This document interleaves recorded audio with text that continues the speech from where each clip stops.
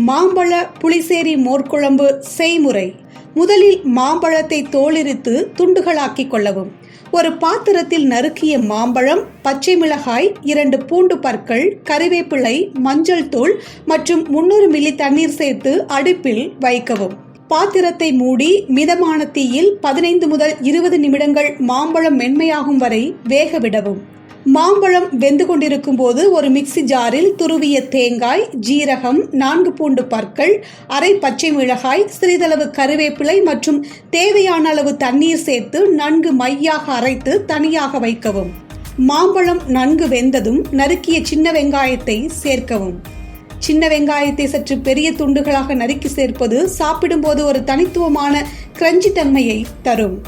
நன்கு கலந்து வெங்காயம் சற்று மென்மையாகும் வரை மேலும் சில நிமிடங்கள் வேக விடவும்.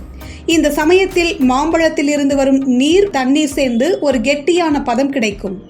இப்போது அரைத்து வைத்த தேங்காய் விழுதை சேர்த்து தேங்காயின் பச்சை வாசனை போகும் வரை மிதமான தீயில் நன்கு கிளறி விடவும். தேங்காய் வேகும் போது மாம்பழம் மேலும் மென்மையாகும்.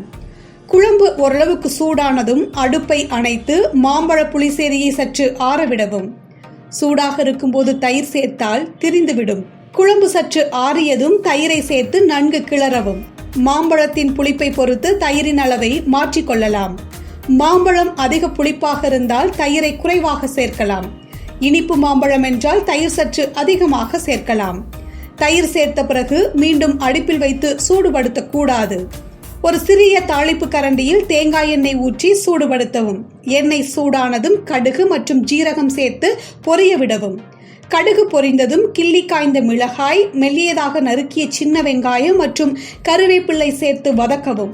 வெங்காயம் பொன்னிறமாக மாற தேவையில்லை. சற்று கண்ணாடி பதம் வந்தாலே போதும். தயார் செய்த தாளிப்பை தயிர் சேர்த்த மாம்பழ புளிசேரி மீது கொட்டவும். மேலாக நறுக்கிய கொத்தமல்லி இலை தூவி அலங்கரிக்கவும். மாம்பழ புளிசேரி தயார்.